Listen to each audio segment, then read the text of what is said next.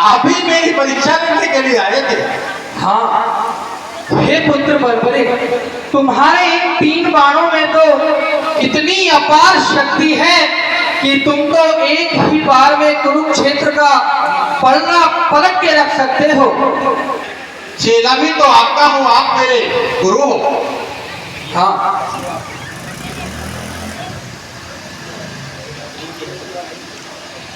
हे बर्बरिक, कहिए माधव।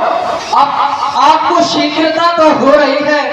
बिल्कुल माधव, अगर आप आज्ञा प्रदान करें तो मैं यहाँ से प्रस्थान करूँ।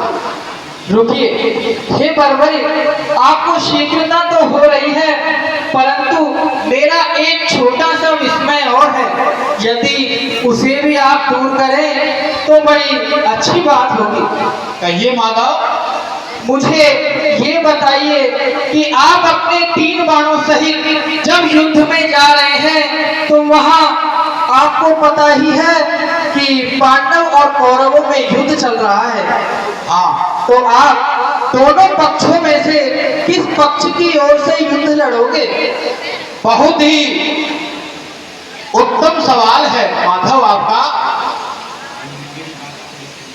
देखिए माधव, मैं जब वहां घर से चला था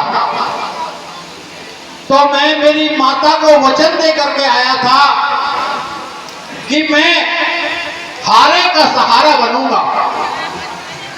जो भी पक्ष हार रहा होगा मैं उसी की तरफ से युद्ध करूंगा। क्या कह रहे हो? हाँ माता। यदि वहां कौरव भी हारते हुए दिखे तो क्या तुम कौरवों के पक्ष की तरफ से भी युद्ध लड़ोगे? बिल्कुल माधव, नहीं, मुझे कौरवों को तरफ से ही युद्ध लड़ना होगा। नहीं पुत्र, तुम ऐसा नहीं कर सकते। तुम तो पांडवों के वंशज हो। तुम्हारा कर्तव्य बनता है कि पांडवों की ओर से युद्ध लड़े। मगर गुरुदेव, मुझे मेरी माता की यही आज्ञा है कि तुम हारे का सहारा बनो। मैं हारने वाले पक्ष के साथ ही युद्ध करूंगा। हे पुत्र बर्बरिक, थोड़ा और चिंतन करो। तुम्हें पांडवों की तरफ से ही युद्ध लड़ना चाहिए।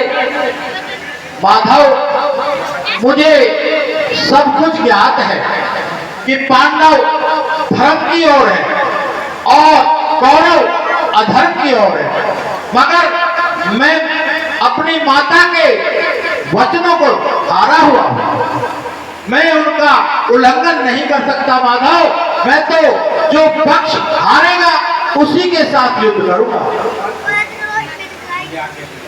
अच्छा माधव, मुझे आज्ञा दीजिए, मुझे कुरुक्षेत्र की ओर जाना है। ठीक बर्बरिक, आप प्रस्थान कीजिए।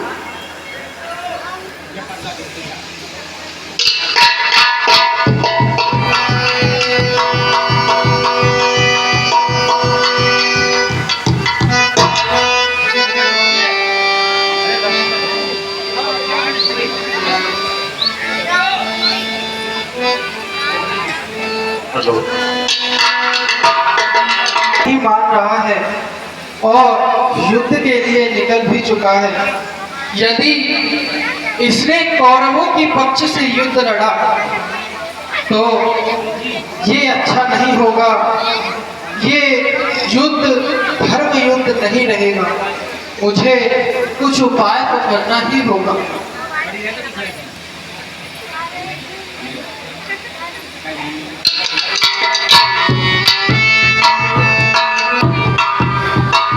माधव प्रणाम।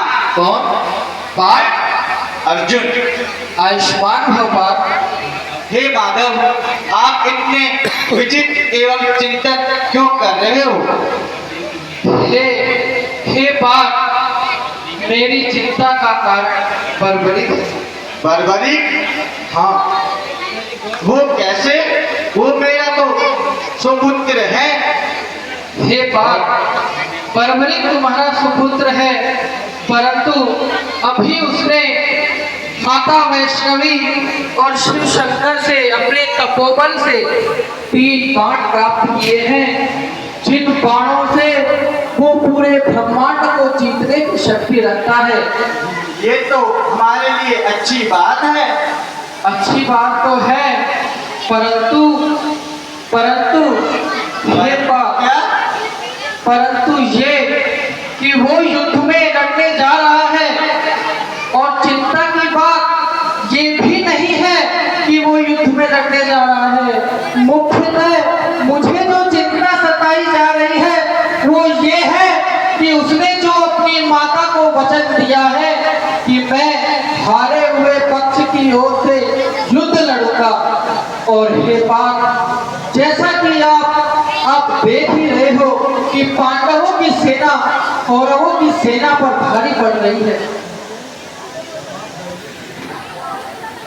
यदि वो कौरवों की तरफ से लड़ेंगे तो फिर इस युद्ध का कोई परिणाम ही नहीं निकलेगा। हाँ, मैं समझ गया।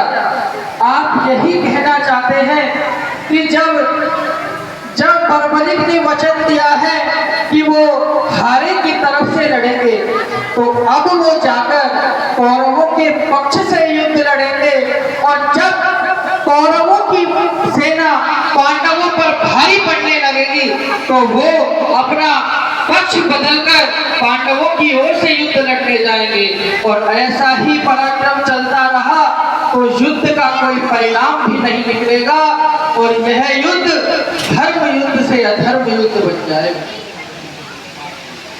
हे माधव, इसका तो कुछ ना कुछ उपाय करना पड़ेगा। उपाय तो है।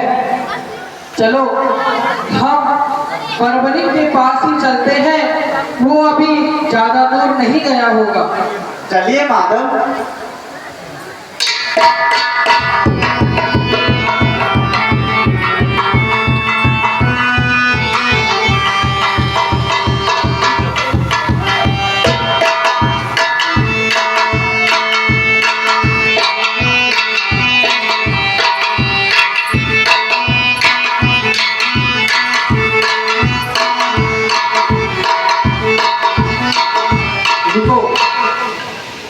माधव प्रणाम। आयुष्मान भव पुत्र। दादाश्री प्रणाम। आयुष्मान भव।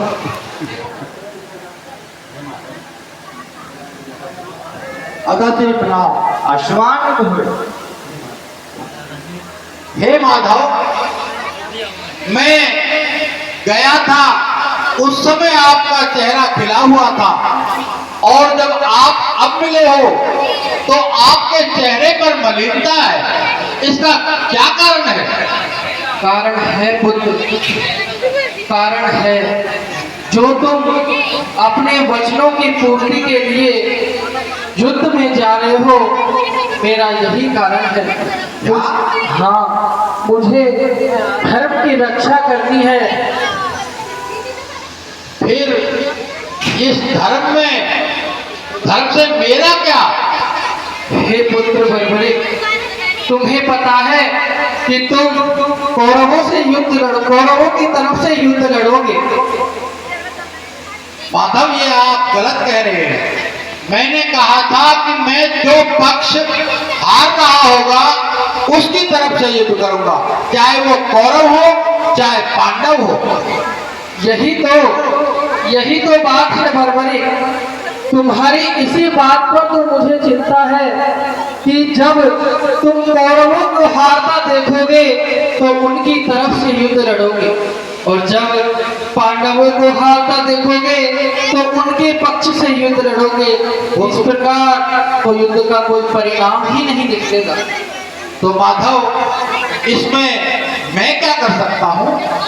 बताइए, आप ही बताइए माधव, इसका क्या उपाय है?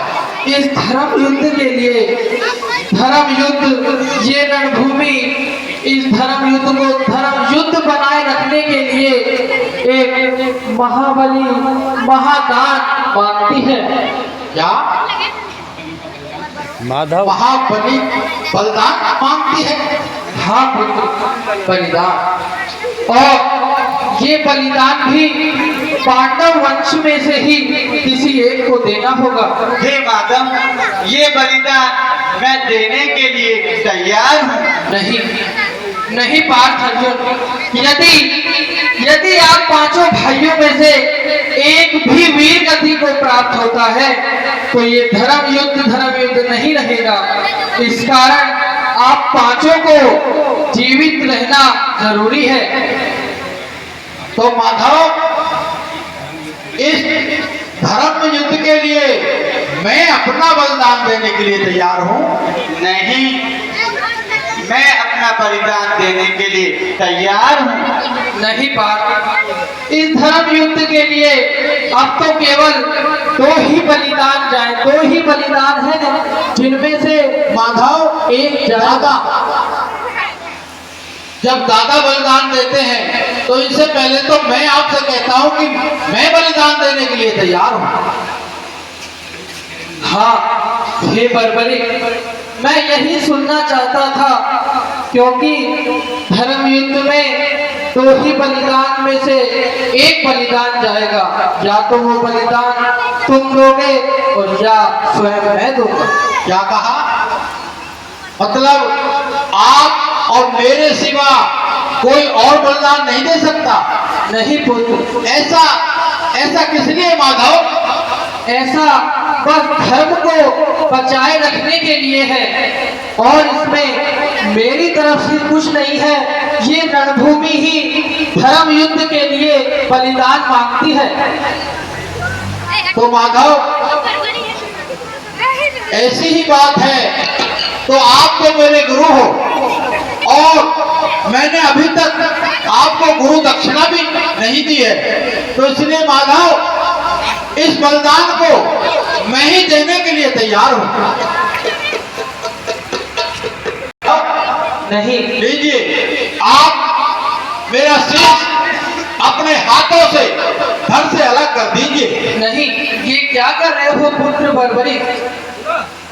आपके कहे अनुसार मैं बलिदान देने के लिए तैयार हूं माधव। हे पुत्र, मैं ऐसे तुम्हारा शीश नहीं ले सकता। क्यों?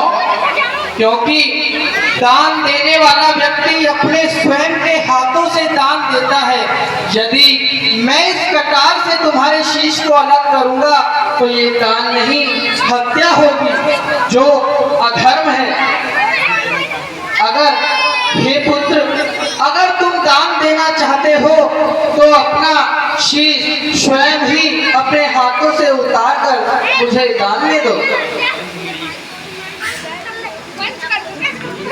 माधव, मैं सहज अपना शीश अपने हाथों से उतार कर आपको दे दूंगा, मगर माधव, मेरी एक इच्छा है। बोलो। मेरी इच्छा थी माधव कि मैं इस कुरुक्षेत्र के रण में युद्ध करूं, चाहे वो कोई पक्ष हो, हारे के साथ, मगर अब मुझे बलिदान देना ही है। तो माधव, युद्ध नहीं तो मेरी इच्छा है कि मैं यह युद्ध देखना चाहता हूं। उचित है, मैं तुम्हारे शीश को अचल कर दूंगा। हे पुत्र, अब समय आ गया है और मैं इस धर्म युद्ध के लिए तुम्हारे शीश का दान मांगता हूं। जरूर माधव, लीजिए, मैं अभी अपने शीश को आपके लिए दान किए देता हूं।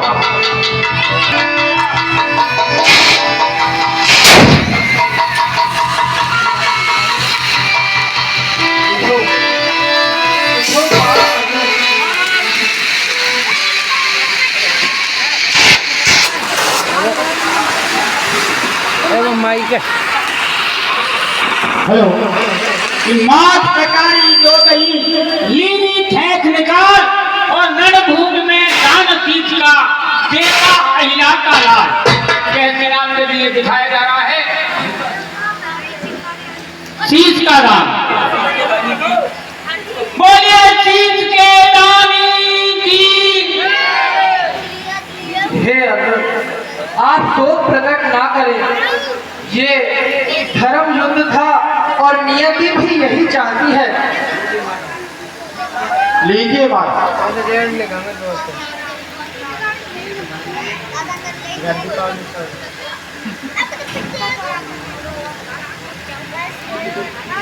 वाह, धन्य है वो माँ जिसने बर्बरिक तुझे जन्म दिया, और धन्य है वो गुरु जिससे तूने शिक्षा ली। हे बर्बरिक, तूने जो आज धर्म के लिए किया है वो युगों युगों तक जाना जाएगा। इसलिए हे बर्बरिक, सर्वप्रथम मैं तुम्हारे इस शीश को अचल करता हूँ। और हे बर्बरिक, अब मैं तुझे वरदान देता हूँ कि तू युगों युगों तक जाना जाएगा और कलयुग में प्रकट होगा। और जो मैंने किसी को नहीं दिया पुत्र बर्बरिक, वो मैं आज तुझे प्रदान करता हूँ। मैं अपना श्याम नाम तुझे प्रदान करता हूँ।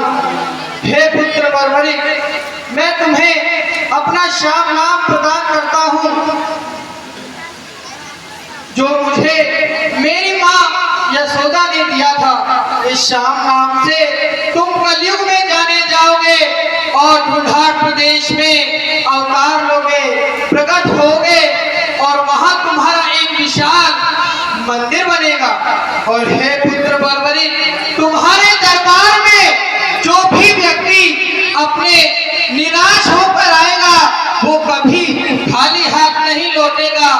जिस प्रकार तुमने अपनी माता को वचन दिया था कि मैं हारे का सहारा बनूंगा, उस वचन की पूर्ति कलयुग में तुम्हें करनी होगी। और तुम्हारे दरबार में कोई भी व्यक्ति खाली झोली लेकर आएगा वो कभी अपने आंसुओं के साथ नहीं जाएगा, उसके आंसू भी तुम ही पहुंचोगे बर्बरिक। और हे बर्बरिक, तुम्हें युगों युगों तक जाना जाएगा, तुम महादानी कहलाओगे। हे बर्बरिक, तुम्हारी जय जयकार से कलयुग में पूरा ब्रह्मांड गूंज उठेगा। तुम्हारे भक्तों की कतारें लगेंगी और सभी भक्तों की इच्छाएं भी तुम अवश्य पूर्ण कर सकोगे। हे पाप, अब मैं आपसे ये कहता हूँ कि बर्बरिक की इच्छा थी कि उसे पूरे कुरुक्षेत्र का युद्ध देखना है, तो आप इसे किसी ऊंची चट्टान पर जाकर रख दीजिए जहां से पूरा कुरुक्षेत्र युद्ध इन्हें साफ दिखाई दे सके। बोले हारे